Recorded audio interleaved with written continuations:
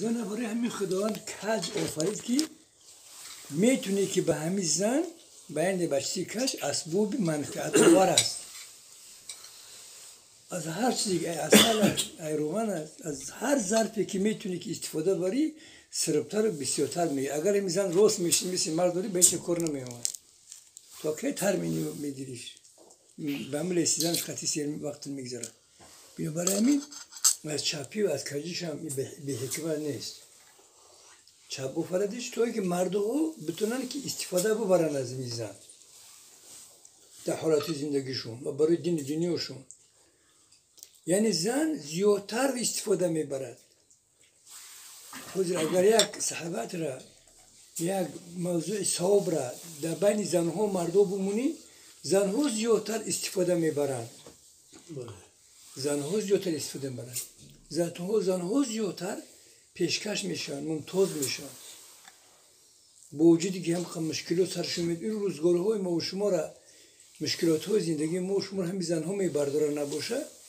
مرد یه همو اگر زندگی به زن بره تمام آدمگاری میبره. و یک آدم به زنش مرده بود گفت در همو خونه هم به حوصله شدیم که هم جوگان دختگی خوششون میودم جوگان ته کنم. همو تگ میموندمش با همو تگ میموندم در جوگان صبوری میدرومدم با همو میموندم میرفتم. همو به حوصله همو به غیرت همو جمع کنم اینطوری نیست. زن که موشه زنان جوگان جمع کنم نگویشم که او علاقه ترتیب نیزم شو بجا میورم و دورش نمیکنی گودا گریه میکنه شوار و دور نشوفته میخواد خدا کشیر میتیه دو برسه بود چند بود برای شوارش زحمت میکشه مهنت میکشه همه مشکلات زندگی رو کاربر میکنه. الله گفت لتسکنوا الیها تا اینکه سکونت پیدا بکنید. این مردها رو همین زنها آرام میکنن نباشه زنها مردها آدمگاری میبرن. همه قدر مشکلاتی کار زندگی خستگی ماندگی درد غم رنج میکشی یک بار میپیچی زن دست خیلی خوب میگه یگون خدمت دیگر میکنه این طرف و طرف شک مورد میکنه که خوبت میگه همه خستگی رفت میشه. در برابر برداشتن آرامش مرد نه پدر نه مادر نه استاد هیچ چیز انسان ایت به آرامش به مثل زن دوروی ملهمش نیست. چون الله لتسکنوا الیها تو که سکونت پیدا بکنه و جعل بینکم مودة و رحمه و بین شما مودت و رحمت خلق کرد دوستوری می خلق کرد. ای برای پدرش میگذره ای مادرش میگذره ای برادرش میگذره شوهرش ای همه از زیادتر دوست میداره.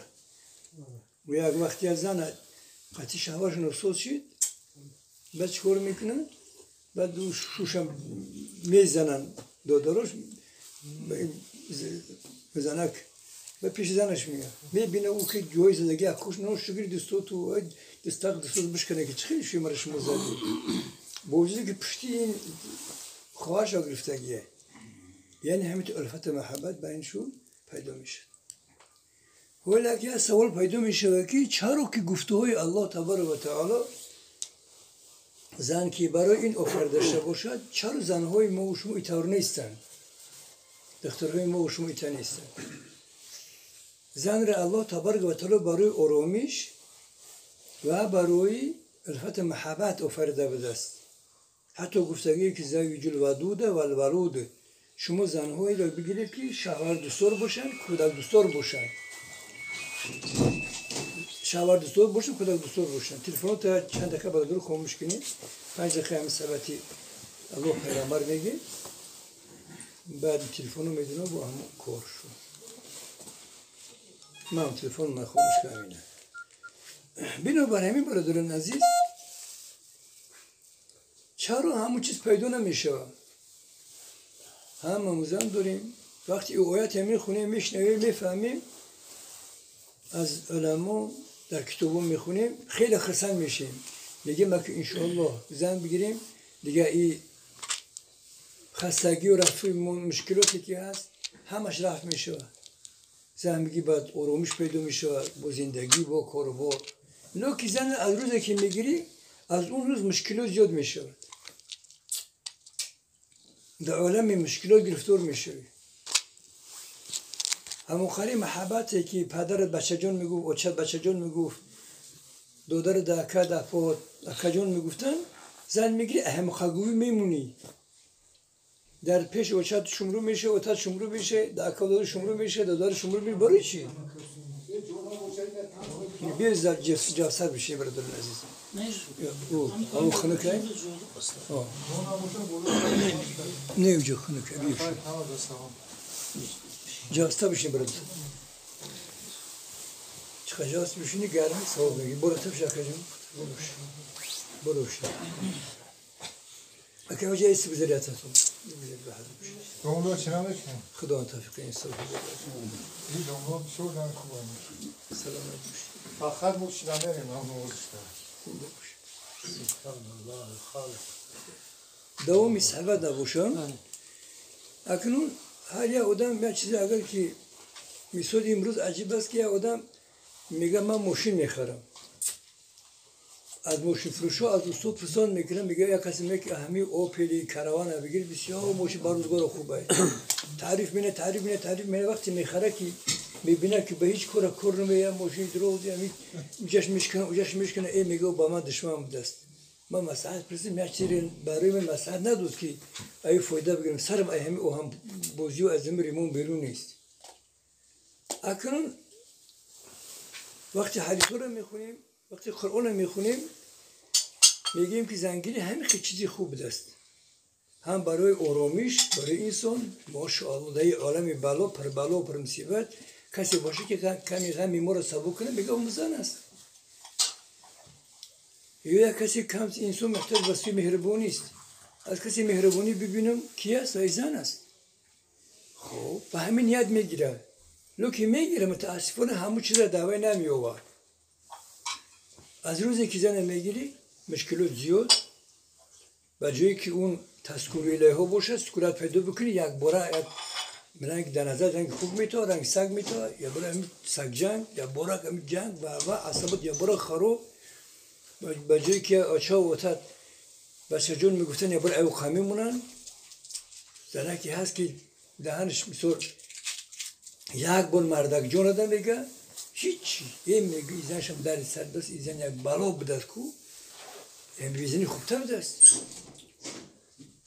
زنم که باشه همه چیزها را این مرد توقع میکنه چون این آیت برای هر دو طرف است هم برای زن هم برای مرد ها لتسکنوا الیها زن ها هم بس فقط در سایه مرد هاشون آرامش پیدا میکنن 90% زن ای مرحمت پرست 90% مرد از زوری و قوت شهامت غضب قهر خب